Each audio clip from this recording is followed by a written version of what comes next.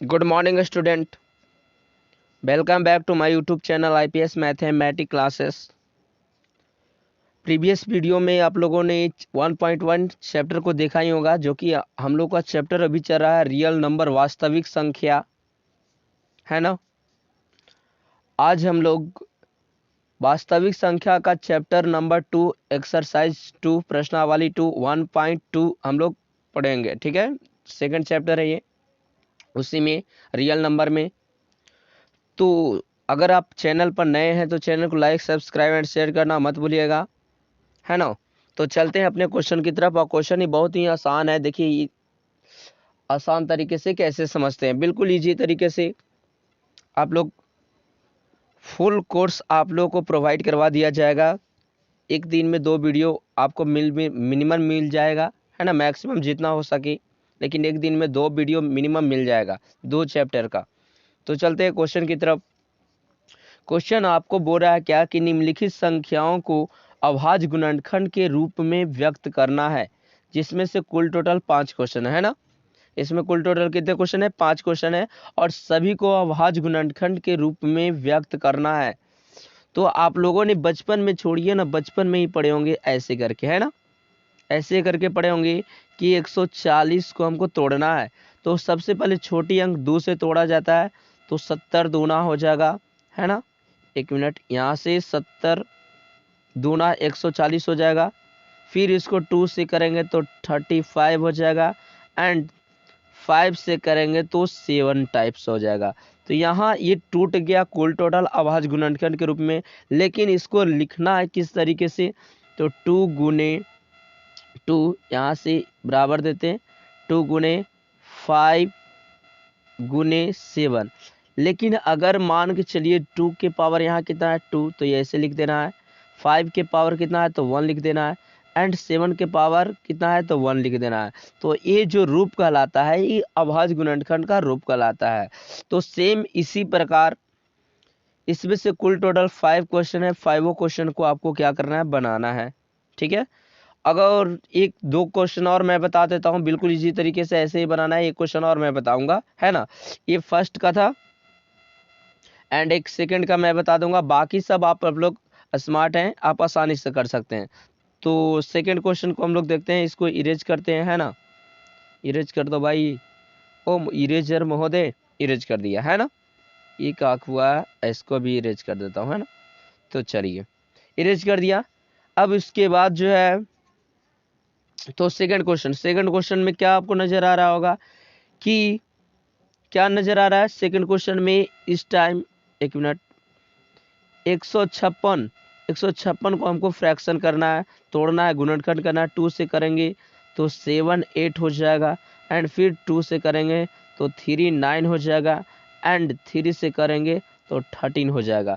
फिर इसको हम कैसे लिख करेंगे? 2 के पावर 2 गुने ऐसे करके, है ना, गुना में। एक मिनट, इसको गुना में हम लोग करेंगे क्या?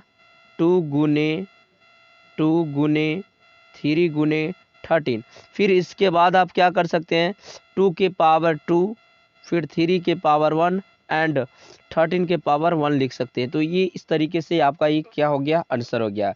तो चलते हैं क्वेश्चन नंबर 2 के अनुसार, बाकी सब आप इसी तरीके से बना सकते हैं। चलिए क्वेश्चन नंबर 2 में, क्वेश्चन नंबर 2 में कह रहा है पूर्णांकों के निम्नलिखित युग्म की एलसीएम एंड एचसीएफ ज्ञात कीजिए तथा इसकी जांच कीजिए कि दो संख्याओं का गुणनफल एलसीएम यानी लसा गुने मसा, एलसीएम गुने एचसीएफ है। सही बात है। तो सबसे पहले हम क्वेश्चन नंबर 1 को हम यहाँ पे बनाते हैं। एक मिनट, हमारा वेबसाइट खुल गया। सबसे पहले हम 1 को बनाते हैं। 1 नंबर में, फर्स्ट नंबर में, फर्स्ट वाले क्वेश्चन में दिया हुआ है क्या? फर्स्ट में दिया हुआ 26 एंड 91। तो हम सबसे पहले इसको क्या कर लेंगे? फ्रैक्शन आप लोगों को करने आता होगा, है ना। 91 है, हम 96 पढ़ रहे हैं, 91, है ना। तो 2 से इसको लगाएंगे तो 13, इससे ज़्यादा तो नहीं। फिर अगर इसको से लगाएंगे तो 7 63 91 होता है। आपको एक कॉमन नज़र आ रहा होगा जो दोनों में नज़र आता है ना। जो दोनों में कॉमन नज़र आता है वो होता है हमारा एसीएफ। तो एसीएफ हमारा यहाँ पे 13 हो गया, एंड एलसीएम निकालना चाह रहे हैं, तो आप एलसीएम देखिए, एक कॉमन जो कॉमन आया और जो यहाँ पे बच गया, जैसे वहाँ ऊपर में देखिए 2 और 7 बच गया, तो यहाँ 2 और 7 को भी यहाँ पे लिख देंगे। फिर उसके बाद आप क्या कर लीजिएगा, मल्टीपल कर लीजिएगा, तो आपको आसानी से बन जाएगा। 1391 दूनी 182। तो इस तरीके से आपका क्या हो गया, ये एलसीएम हो गया एंड ए आपका एचसीएफ हो गया। लेकिन बाद में वो इसके एक क्वेश्चन और बोला था कि तथा इसकी जांच कीजिए कि दो संख्याओं का गुणनफल। तो दो संख्या कौन कौन सा है भाई, फॉर्मूला के अनुसार दो संख्याओं मान लीजिए हैं ए एंड एक बी है, उनका गुणनफल जो है क्या होता है, एलसीएम, एलसीएम गुने, एलसीएम बराबर नहीं गुने क्या होता है, एचसीएफ, है ना। तो ये भी आप आसानी से कैलकुलेशन कर सकते हैं। संख्या में एक है 26 और 91, और इस साइड में आपको एलसीएम, एलसीएम कितना नजर आ रहा है 13, और इस साइड में आपको नजर आ रहा है कितना 182, LCM sorry LCM 182 and HCF 13। ठीक है, अब इस तरीके से क्या कर देंगे, दोनों तरफ मल्टीपल कर देंगे। तो मल्टीपल करेंगे तो दोनों तरफ एकदम ये आपको पता होना चाहिए कि दोनों तरफ गुणा कीजिएगा तो तुरंत सेम आ जाएगा। तो यहाँ 26 हो जाएगा, है ना, मल्टीपल कीजिए 26 हो जाएगा, फिर हो जाएगा 63 91 13 8 74 से एंड 13 इकाई 13। तो इस तरीके से आपको आ जाएगा 6 6 3 2, इतना आना चाहिए हमारे हिसाब से, है ना, सही है। मल्टीपल 13 दूनी 26, 63 91 13 8 74 से एंड 13 इकाई 13, बिल्कुल सही है हमारा कैलकुलेशन। इसको हम क्या करते हैं, इरेज करते हैं। चलिए भाई इरेज कर दिया, तो हमारा आया था कितना आया था हमको, हमें तो हमें लगता है कि 2366 इस साइड से भी आया था, क्या इधर से भी आ जाता है, तो 26 इकाई 26 हो जाएगा, और फिर 26 नामा यानी 9 छक 54, और 9 दूनी 18 5 23, हाँ ये इधर भी आ गया, यानी 2366 इधर भी आ गया।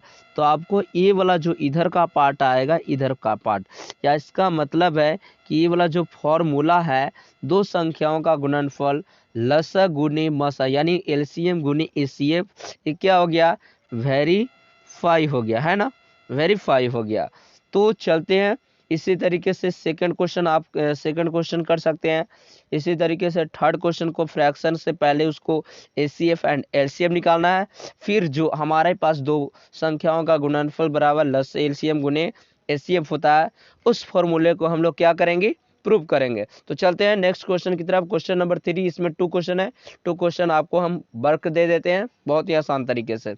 तो चलिए क्वेश्चन नंबर 3 में आपको नजर आ रहा होगा, अभाज्य गुणनखंड विधि द्वारा निम्नलिखित पूर्णांकों के एलसीएम और एचसीएफ ज्ञात कीजिए। बिल्कुल इजी है ना, एलसीएम ज्ञात करना और एचसीएफ ज्ञात करना।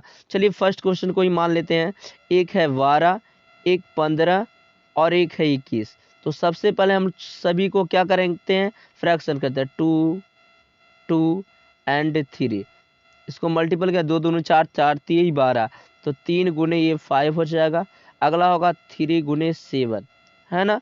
तो आपको सभी में कॉमन कौन नजर आ रहा है, कॉमन आपको नजर आ रहा है 3, यहाँ पे भी 3 और यहाँ पे भी 3, यानी जो कॉमन रहता है सर एचसीएफ होता है। हाँ बिल्कुल, जो कॉमन रहता है वो क्या कहलाता है, एचसीएफ। तो यहाँ पे हम लोगों को एचसीएफ 3 नजर आ गया।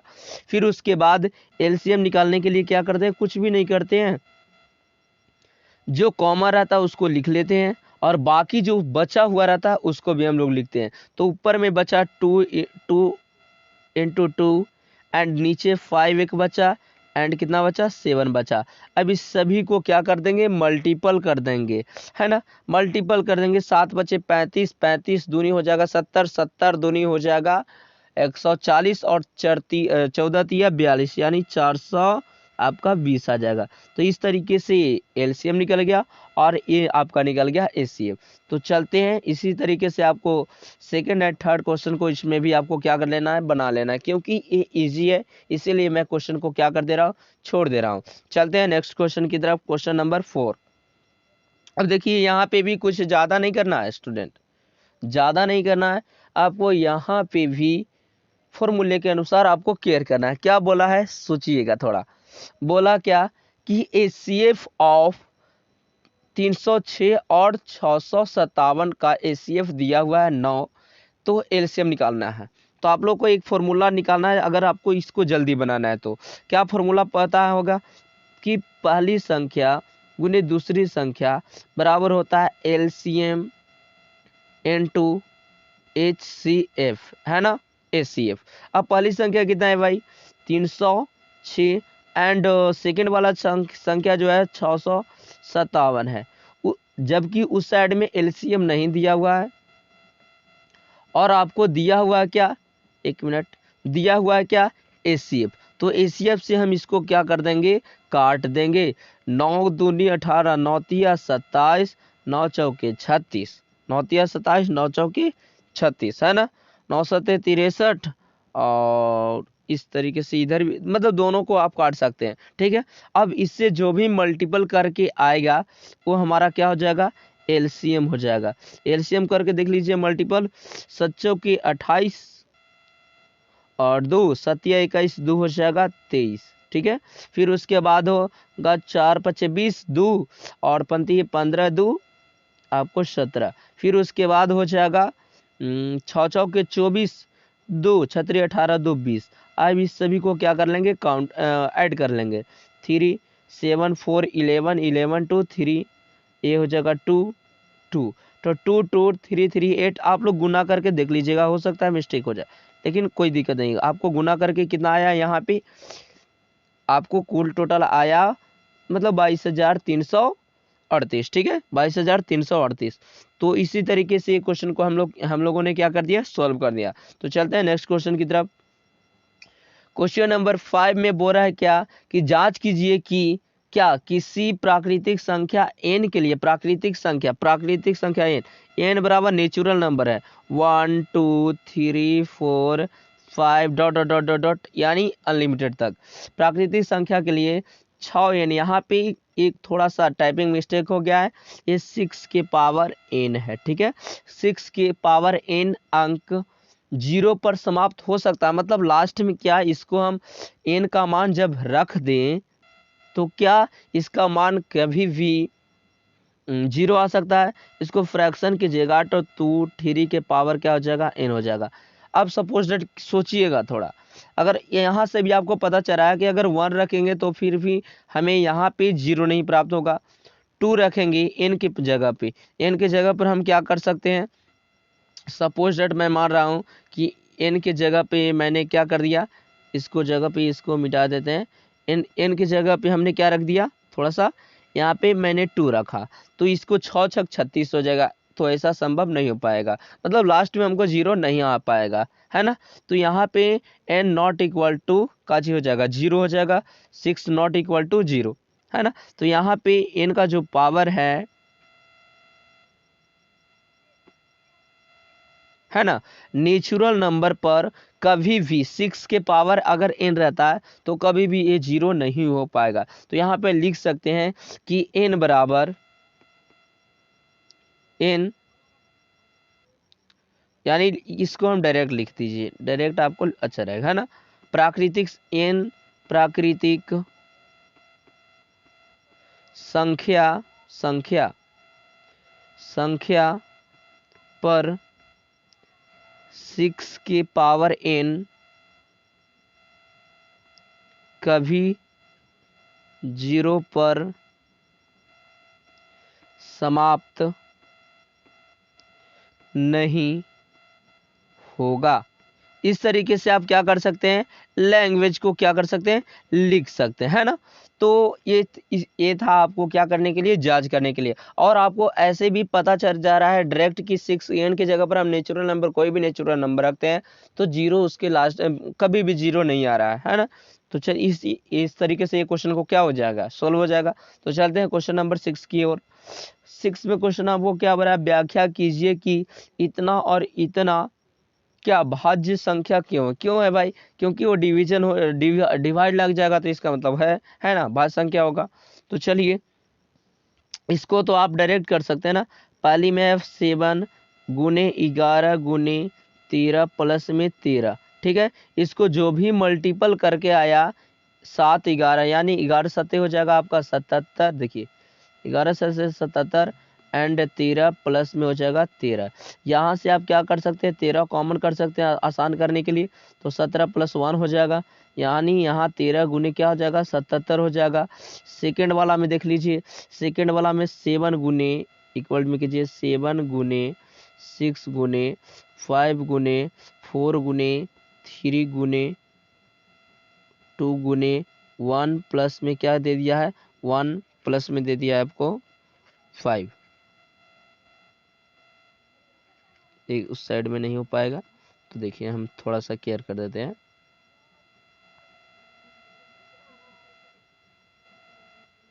चलिए यहाँ पे हम क्या लिख सकते हैं, यहाँ दोनों में नजर आ रहा है 5 कॉमन, यहाँ से 5 कॉमन कर लीजिए तो आपको क्या नजर आएगा 7 6 4 3 2 1 और प्लस में 1 है ना, एक कॉमन नजर आएगा क्योंकि मैंने वहां और इसमें से और इसमें से क्या कर लिया कॉमन 5 को कॉमन कर लिया।